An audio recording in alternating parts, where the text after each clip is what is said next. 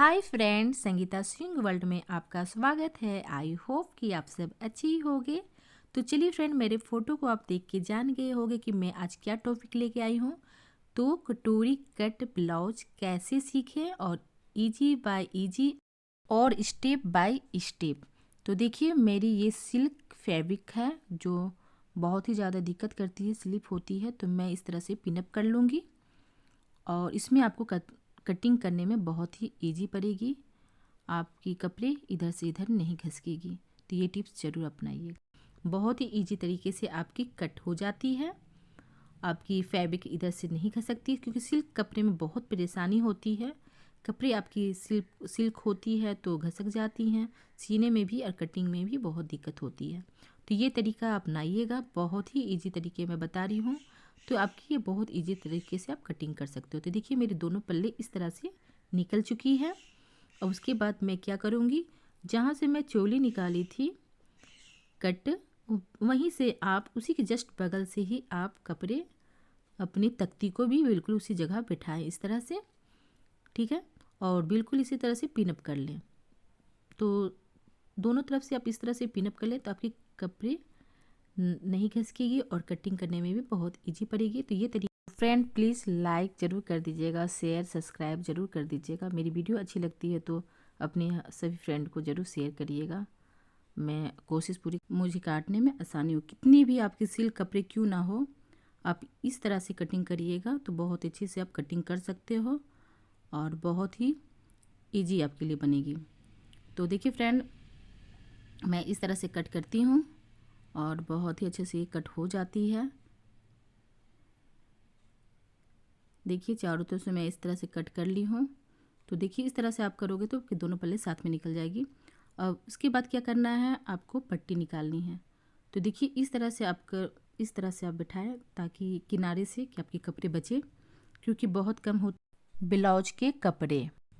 तो इस तरह से आप दोनों साइड उल्टी रखें और इसे जस्ट आप बगल से इस तरह से पिनअप कर लें। इस तरह से दोनों साइड से। मेरी पूरी कोशिश रहती है कि मैं पूरी डिटेल में आपको सिखाऊं ताकि आप आराम से कट कर सकते हो अपने घर में। और बिगिनर के लिए मैं पूरी कोशिश करती हूँ कि आप घर में बैठ के खुद बना सकते हो, ना कि आपको सिलाई करने की ज़रूरत पड़े, ना सीखने की। घर में आप खुद कटिंग कर सकते हो और स्टिचिंग दोनों कर सकते हो, ठीक है। तो देखिए फ्रेंड, मैं इस तरह से कर लेती हूँ तो मेरी कट बहुत ईजी तरीके से निकल जाती है। देखिए, कोई दिक्कत नहीं होती है। तो मैं सब तरफ से इस तरह से कट करके निकाल लेती हूँ, ठीक है। तो दोनों मेरी कट हो चुकी है। अब मैं इसे सीने के लिए आपको बताती हूँ। तो देखिए फ्रेंड, सीधे रखिए आप और उसके बाद उसके ऊपर आप अस्तर इस तरह से लगाएं और इस तरह से सिलाई करके आपको पलट लेनी है, ठीक है। तो इसे मैं पलट चुकी हूँ और उसके बाद मैं सीधे सीधे चारों तरफ से सिलाई इस तरह से कर दूँगी, ठीक है। तो इससे क्या होती है फ्रेंड कि आपको अलग से पट्टी लगाने की ज़रूरत नहीं पड़ेगी गले में।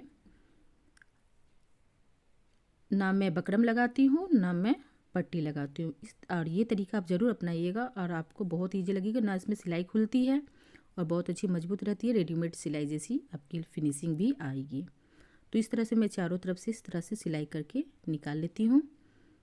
और देखिए, मेरी हो चुकी है। उसके बाद क्या करना है, आप दोनों को बिल्कुल इस तरह से सीधे रख लें, बिल्कुल इस तरह से, हाँ। और उसके बाद यहाँ से आपको 3 इंच में टिक लगानी है। देखिए, 3 इंच ले लें और इस तरह से आप टिक लगा लें, इधर से 1.5 इंच।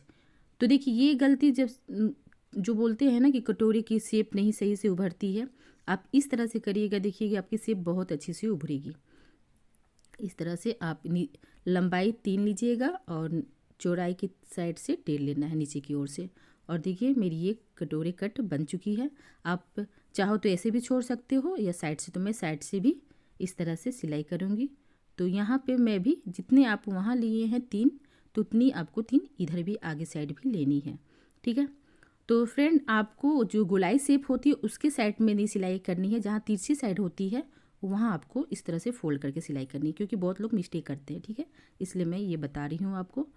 तो देखिए, 1/2 इंच लेके मैं सिलाई कर दी। तो मेरी ये देखिए बन चुकी है। उसके बाद मैं क्या करूँगी, पट्टी को इस तरह से सीधे तख्ती को तो सीधे मैं बैठा लेती हूँ। और जहाँ आपकी नेक के साइड के साइड से आपको इस तरह से सिलाई करनी है।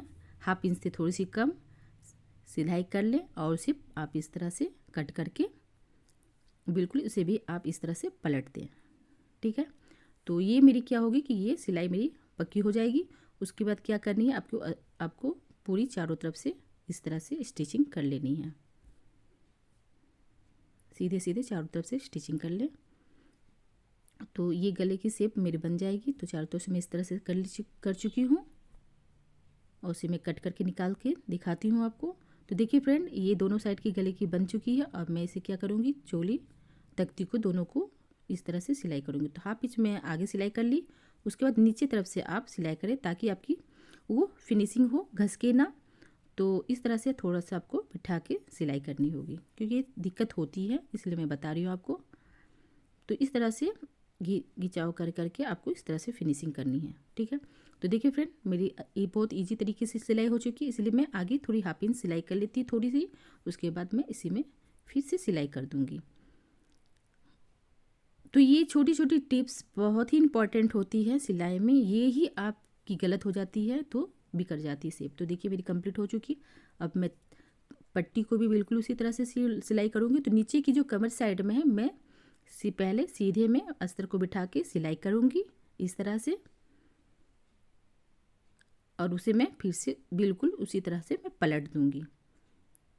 ठीक है, तो इसमें आपको पट्टी लगाने की ज़रूरत नहीं पड़ेगी। नीचे की ओर कमर में जो पट्टी लगाती हैं उसको आपको स्टार नहीं लगानी पड़ेगी। तो देखिए उसे मैं एकदम सामने से बारीकी से मैं सिलाई कर दूँगी उसके ऊपर से।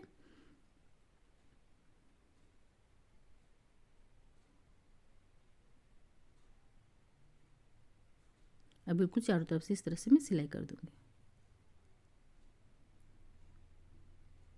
तो इसे मैं 1/2 इंच लेके, और ये तरीका मैं बता रही हूँ, ये इसको बहुत नोटिस कीजिएगा।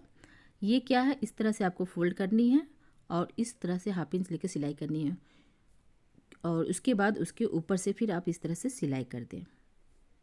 क्योंकि बहुत की चोली जो होती है ना कि सही से उभरती नहीं है, क्योंकि वो क्या करते हैं साथ में लेके सिलाई कर देते हैं, जिसके चलते चोली बैठ जाती है तो वो उभरती नहीं है। तो ये ज़रूर करिएगा तो आपकी खरी रहेगी और अच्छी कटोरी कट